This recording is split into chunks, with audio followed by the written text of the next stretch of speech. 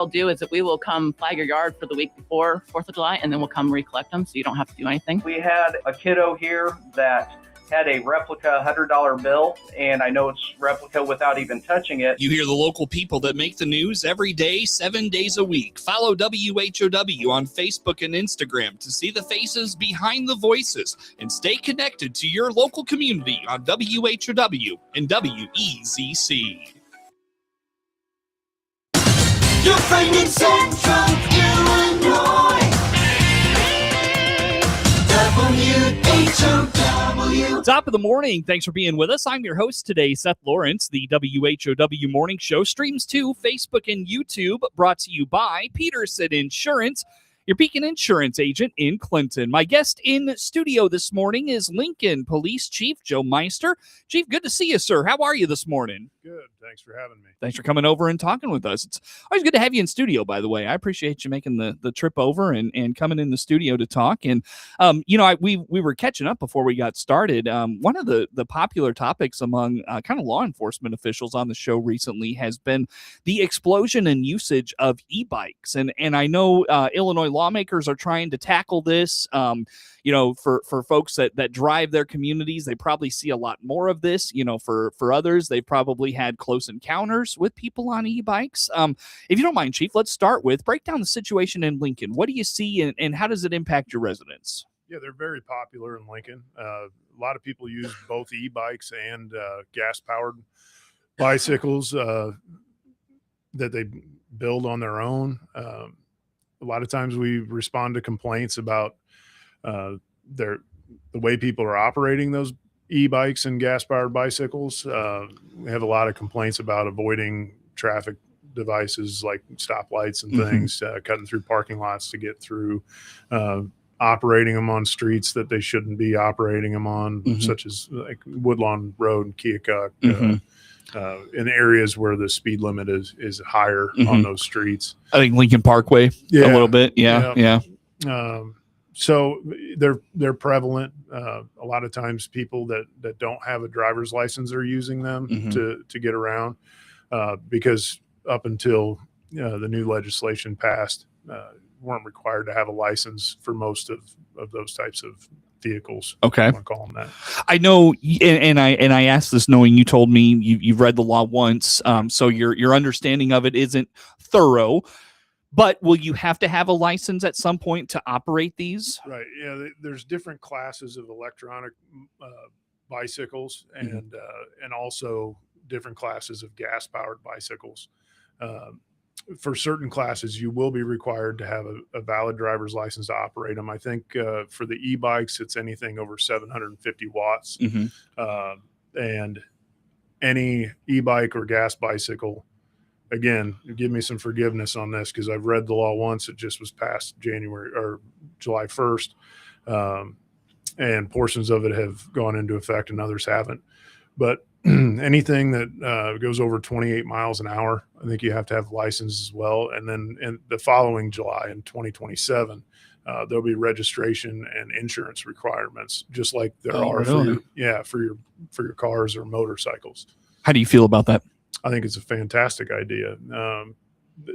They can be dangerous, especially in higher populated areas because they're mixing in with traffic. I think that's what drove the law, from my understanding. I read some information from the Secretary of State website that lawmakers made the decision to regulate these bicycles, if you want to call them that, more strictly due to fatal and injury crashes that have occurred. And I think that was more in the higher populated areas. Sure.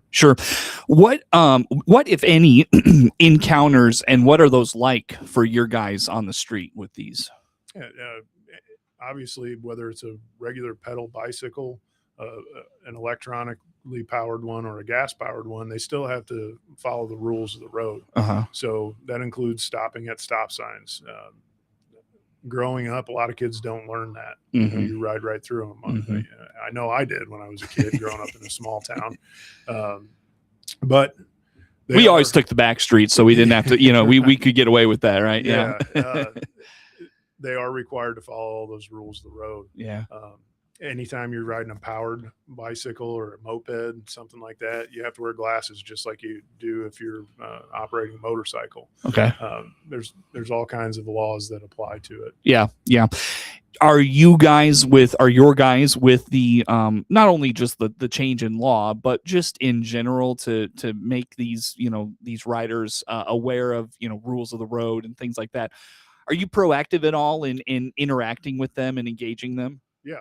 So especially on night shift, we recognized a trend probably a couple of years ago where some people that had bad intentions were using bicycles to travel around town or e-bikes to travel around town, hauling a cart behind them to carry away stolen property after they've committed a theft or burglary. Sure. So I asked for an increase in traffic enforcement on those bikes during the nighttime hours. Yeah.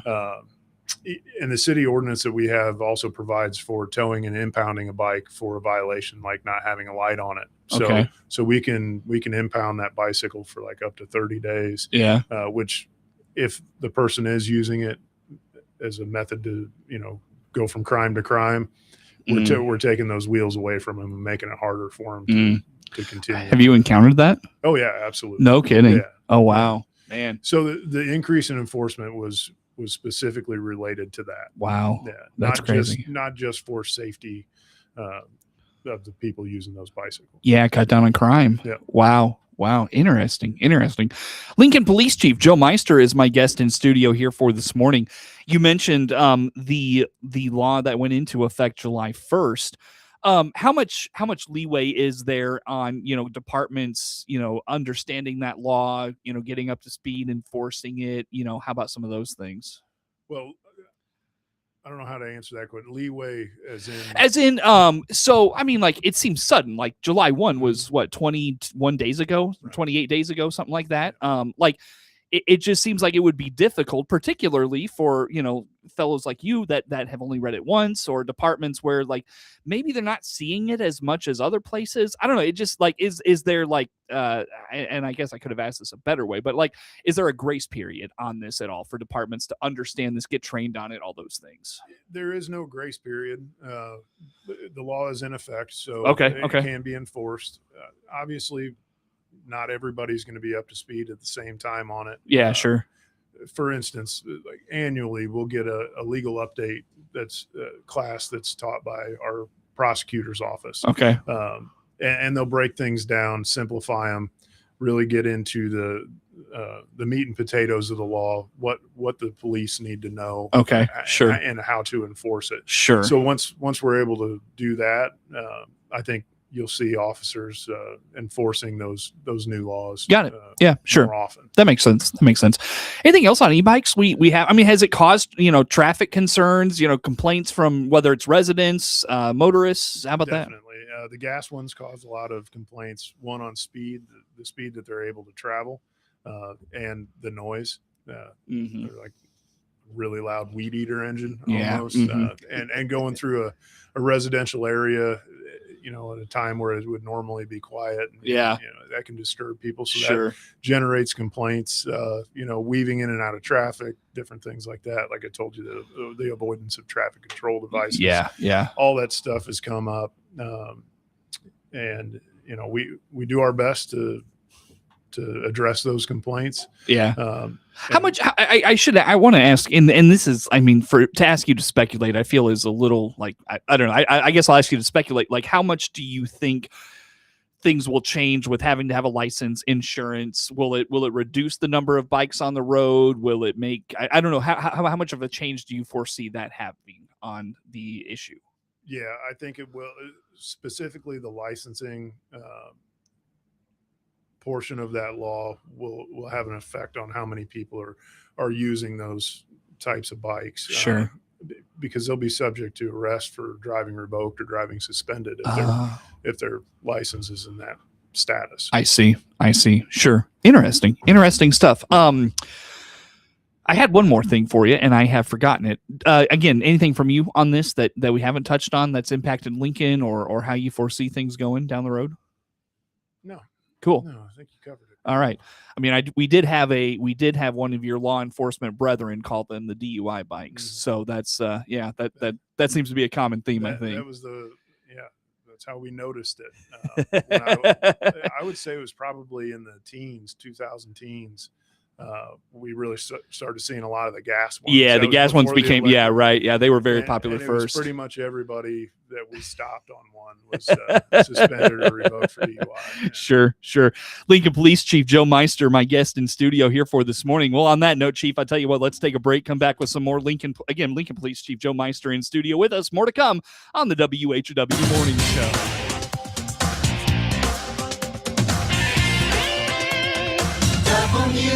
WHOW.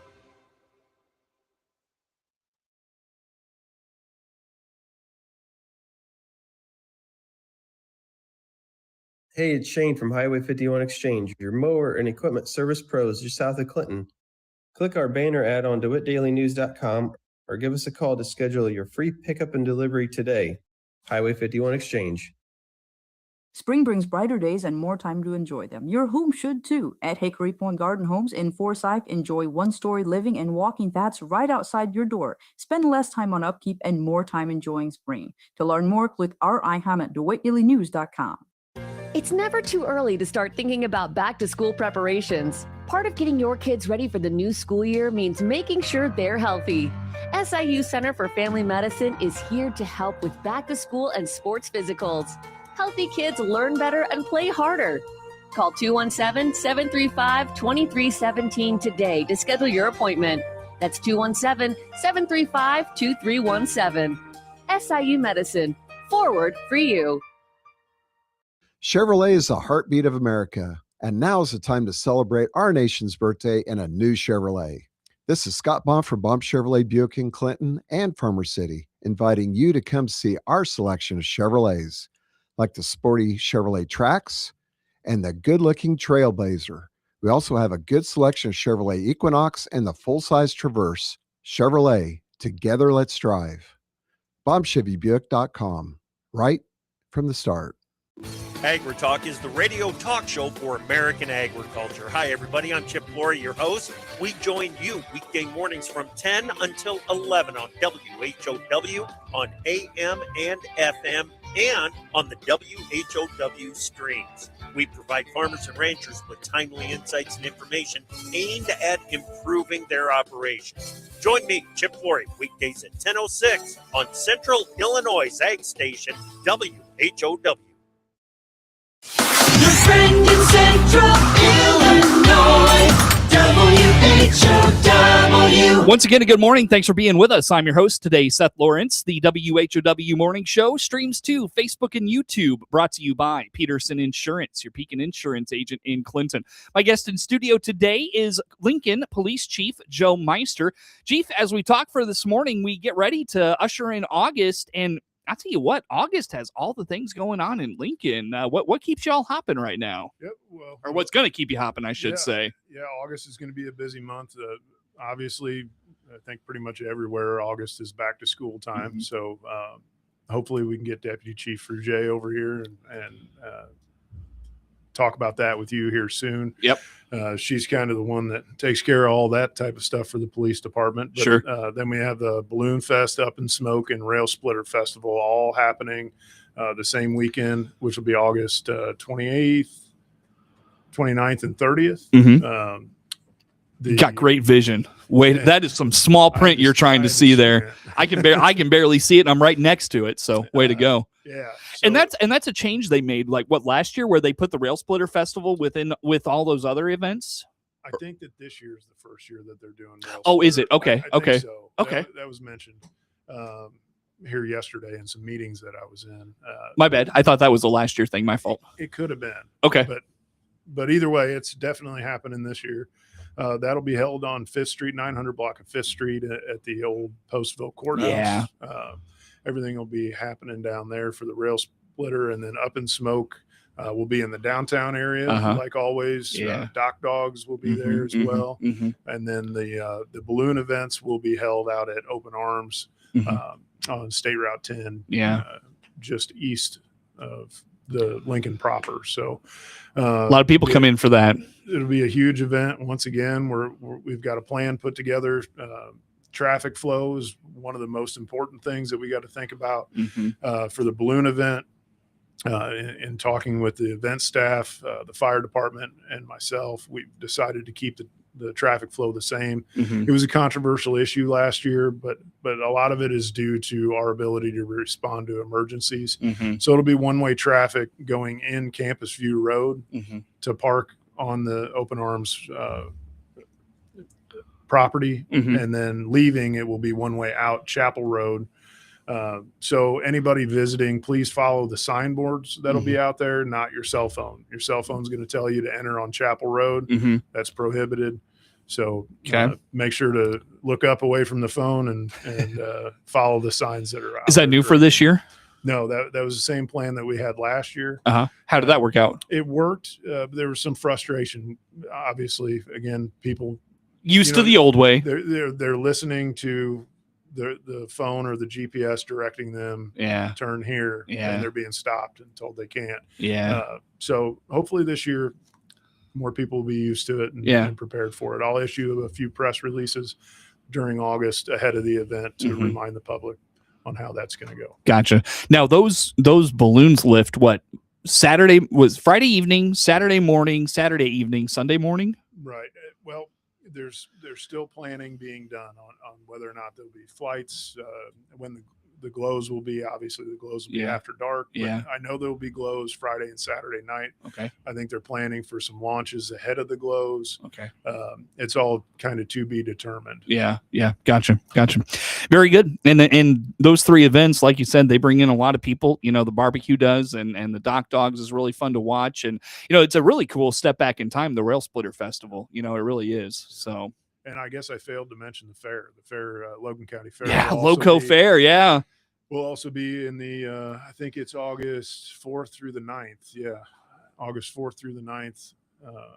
We'll enjoy the Logan County Fair. You'll see Lincoln PD and Logan County Sheriff's Office out there for, everybody's safety and protection. Sure. Very good. So, man, it's all going on. Very good, Chief. I'll tell you what, I've got about 5 minutes left with you. Of course, you mentioned back to school, and we'll get Officer Fruget on, or it's Deputy Chief Fruget now, right? I don't want to bust rank on her, but we'll get her on to talk back to school. Just kind of a general comment on it. What's the biggest challenge you face when you think about back to school there in Lincoln? The biggest challenge is the traffic the first few days. In downtown, we have two large District 27 schools, the junior high and Central Elementary School, right across the street from each other. Obviously, those are narrow roads, and those kids aren't driving age. They all have to be dropped off, and parents got to get to work afterwards. And all that. So it gets, and you got to have your first day of school pictures and after school pictures and all the things. Sure. And then Lincoln Community High School, going down Wyatt Avenue onto Prim Road, right? It's Railer Way to you, Chief. Once you hit that curve, they changed the traffic pattern for the parking lot. Oh, did they really? A couple of years ago. Okay. Yeah, it's a one-way in and out. Yeah.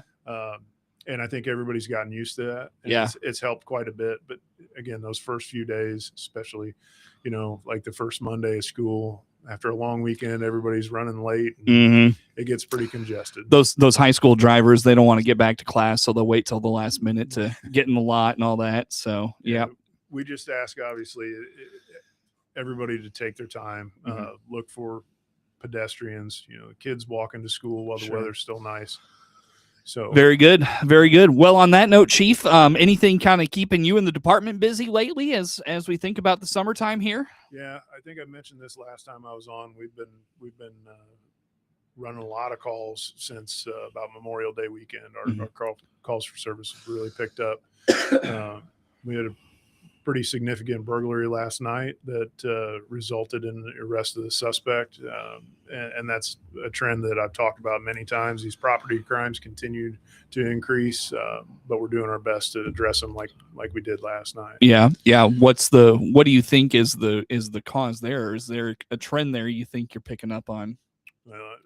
Property crimes don't typically end in incarceration or maybe detainment. end in it, but the pretrial release is usually the way it ends up for after an arrest. Yeah. So, And that's I a think result of the Safety Act, correct? Yeah. Yeah. So I think the lack of immediate consequences is yeah. what's driving the increase in property crime. Well, we were talking about this with another issue before we came on the air, and it just feels like there's an emboldenedness with people anymore, and maybe that's taken shape in property crimes and such. Is that a fair assessment? You think? I think substance use has a lot to do with it. Okay. Too. Yeah. You know, again, possession of a controlled substance isn't something that someone will be held in custody for until their trial anymore. Yeah.